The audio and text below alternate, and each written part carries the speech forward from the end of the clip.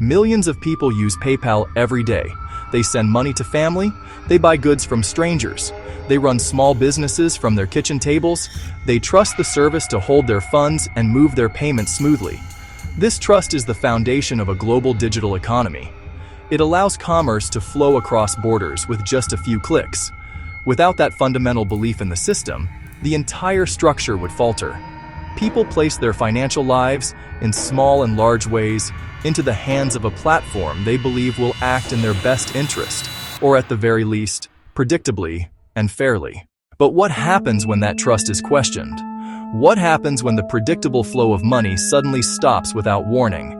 This is the story of how a company built on the promise of simple, open financial exchange grew into something far more powerful. It became a gatekeeper with the authority to decide who can participate in the online marketplace and who cannot. It developed the power to freeze accounts. It gained the ability to seize money. It quietly constructed a system of control that can impact livelihoods and shutter businesses overnight, often with little explanation or recourse for those affected. The convenience of PayPal is undeniable. It solved a real problem for the early internet, making online payments feel safer and more accessible than entering credit card details on countless unknown websites. PayPal was born in the chaotic, optimistic frenzy of the late 1990s. It began as Confinity, Max Levchin, Peter Thiel, Luke Nosek. Their initial vision: beam money between Palm Pilots. At the same time, Elon Musk founded XCOM. The two firms were fierce competitors, burning venture capital to acquire users. In March 2000, they merged. The company was eventually rebranded as PayPal. Their goal: a digital wallet that could work like global currency. The timing was perfect. The dot-com boom was in full swing. The internet expanded from academic network to mainstream commercial hub. People wanted to buy and sell online. But payment infrastructure was clumsy and fragmented. Sending a check was slow. Giving out credit card information felt risky. PayPal offered a brilliant solution. It let anyone with an email send and receive money instantly. Easy to sign up, simple to use. It spread like wildfire, fueled by referral programs. Out of this pressure cooker emerged the PayPal Mafia. Early team members left to create or fund Tesla, LinkedIn, YouTube, SpaceX, Yelp. Their PayPal experience forged a powerful network and business philosophy. Aggressive growth, disrupt established industries, solve complex problems with technology. The rapid rise had real challenges. PayPal faced massive fraud, losing millions to scammers and hackers. They built one of the most sophisticated risk management and anti-fraud systems. That early battle was formative. It forced PayPal to develop tools and policies that later gave it immense control over user accounts. Fighting fraud led to algorithms and automated systems to flag suspicious activity. A technological sword, double-edged for millions of users. This convenience, however, came at a price. A powerful intermediary between you and your money, operating under its own set of rules. Rules often buried in dense legal agreements that few people ever read. The story of PayPal is not just about a successful tech company. It is about the slow, almost invisible accumulation of power over the financial lives of ordinary people. By 2002, PayPal had become the dominant payment method on eBay. The synergy was undeniable.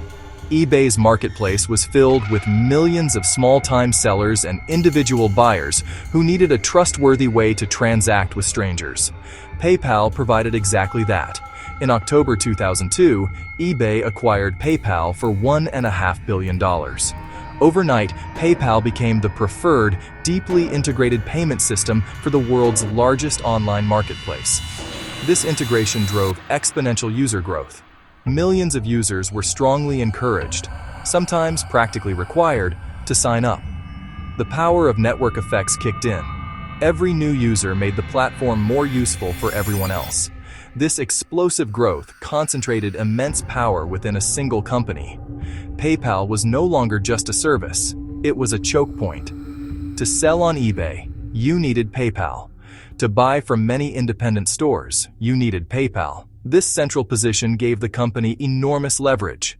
It could dictate terms, set fees, and enforce its rules, knowing many had no viable alternative. On the surface, PayPal's policies seem reasonable: protect the network, prevent fraud, comply with financial regulations. The user agreement grants it broad authority to manage risk. Buried within are powers to place holds, limitations, or reserves on accounts. In simple terms, PayPal can freeze your money if its internal systems flag your account as risky. The problem is a complete lack of transparency. Freezes can arrive suddenly, with vague automated messages citing security risks or acceptable use policy violations. Specifics are rarely provided. Users don't know why, for how long, or what steps resolve the issue. This can amount to an effective seizure. PayPal can hold funds up to 180 days to cover potential chargebacks or claims. For a small business, it's a death sentence. Imagine a freelance designer, paid for a large project, but funds are inaccessible for 6 months. The money is technically theirs, but out of reach, held in digital limbo by a faceless corporate entity. Rules can change at PayPal's discretion.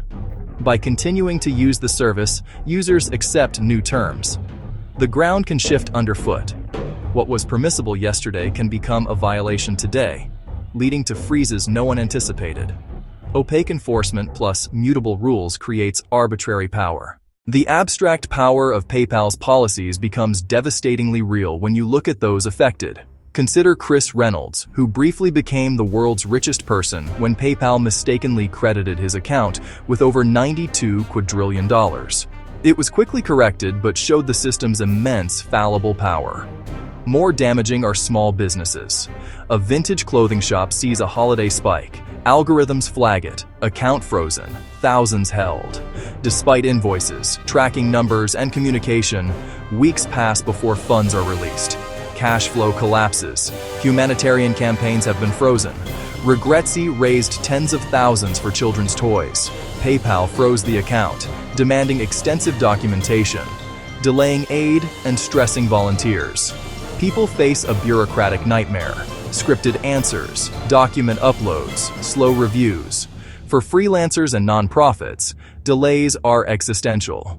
The human cost is immense. Shuttered businesses and shattered trust. PayPal's power comes from scale, rules, and placement in the financial system. With over 400 million active accounts, it's hard to ignore or replace. As a non-bank in gray zones, it runs a private system of justice for transactions, judge, jury, and enforcer, with decisions often final within its ecosystem. Deeply embedded with banks and card networks, it can reverse transactions and withdraw funds based on opaque internal investigations. Its data trove fuels risk algorithms and new products, loans, buy now pay later, further entrenching PayPal in users' financial lives. This subtle, data-driven power lets PayPal anticipate shifts and cement its role as an indispensable intermediary and a potential choke point. When a private platform functions like a public utility without the oversight, it creates a dangerous imbalance. The story of PayPal previews the future of money. We are rapidly moving toward less physical cash, digital payments, mobile wallets, online banking. Convenience and efficiency promise seamless global transactions, but access will be mediated by a few large platforms. In a cashless society, the power of payment gatekeepers becomes absolute. If you cannot use physical currency, being deplatformed or frozen becomes a form of financial exile. Should a private corporation cut someone off from the economy without a transparent, fair appeals process? As cash disappears, this becomes practical, not theoretical. Cryptocurrencies and central bank digital currencies complicate the picture. PayPal is positioning as a bridge between old and new finance. Tomorrow's money may be fully recorded, monitored by corporations, monitored by states, all in the name of security and efficiency. The same tools can shape behavior. PayPal's private enforcement role could expand, implementing policies for tax collection, even social scoring. The tap-to-pay world's convenience may come with sweeping surveillance and control, with PayPal as the friendly face of a new reality. We began with trust. Millions trust PayPal, believing it to be a neutral, reliable conduit. But the platform is not neutral. It is a powerful gatekeeper, operating a private system of rules with profound consequences. It didn't set out to be oppressive. It built defenses in a hostile digital world, and in doing so, created a quiet structure of control. Convenience anesthetizes.